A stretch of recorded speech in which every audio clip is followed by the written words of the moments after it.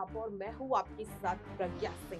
BSP supremo Mayawati लगातार चर्चा का विषय बनी हुई है। कहा जा रहा है कि बहुजन समाजवादी पार्टी को लेकर मायावती दावा कर रही हैं कि ये पार्टी लोकसभा चुनाव अकेले ही लड़ेगी, लेकिन अब देखा जा रहा है कि विधानसभा चुनाव में पार्टी का जो प्रदर्शन है वो काफी ज्यादा खराब रहा।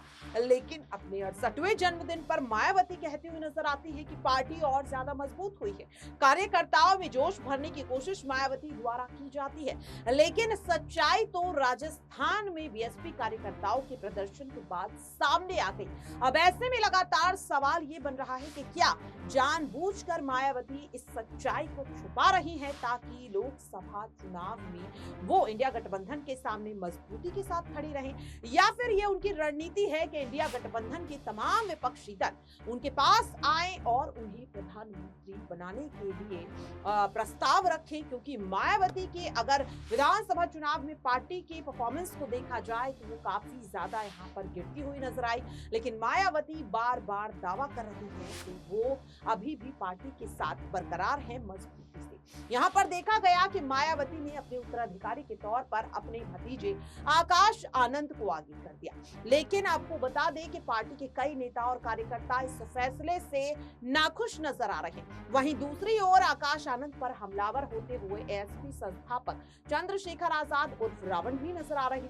ऐसे में अब मायावती की पार्टी को संभालने के लिए क्या एक नए चेहरे की जरूरत है, क्योंकि आपको बता दें कि बीएसपी के संस्थापक काशी राम जी ने मायावती को ये जिम्मेदारी सौंपी थी, उन्हें पार्टी का राष्ट्रीय अध्यक्ष बनाया था और आज मायावती पार्टी की सुप्रीमो बन गई हैं। लेकिन अब उन पर भी सवाल उठते हुए नजर आ रहे हैं कि आखिरकार वो क्यों इतना भेदभाव कर रही है। जहां एक ओर चंद्रशेखर लगातार दलितों के पक्ष में उतरते हुए नजर आते हैं, लेकिन उन्होंने परिवारवाद को बढ़ावा देते हुए अपने भतीजे आकाश आनंद को जिम्मेदारी दी। अब ऐसे में चर्चा ये भी हो रही है कि आकाश आनंद के बाद मायावती अपनी बहू प्रज्ञा सिद्धार्थ को भी चुनावी मैदान में उतार सकती है। यहाँ पर लगातार कहा जा रहा है कि शायद मायावती की जो रणनीति है वो यहाँ पर सीधे सीधे चंद्रशेखर आजाद के सामने अपनी बहू प्रज्ञा सिद्धार्थ को उतारने की है। ऐसे में क्या मायावती की बहू प्रज्ञा सिद्धार्थ अब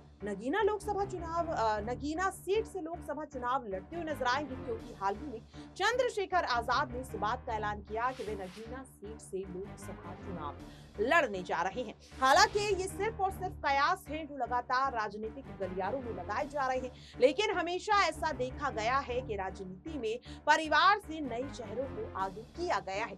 सपा की बात की जाए तो डिंपल यादव आज पार्टी को मजबूती से संभाल रहे हैं, लेकिन वो भी यादव कुनबे की बहू ही थी।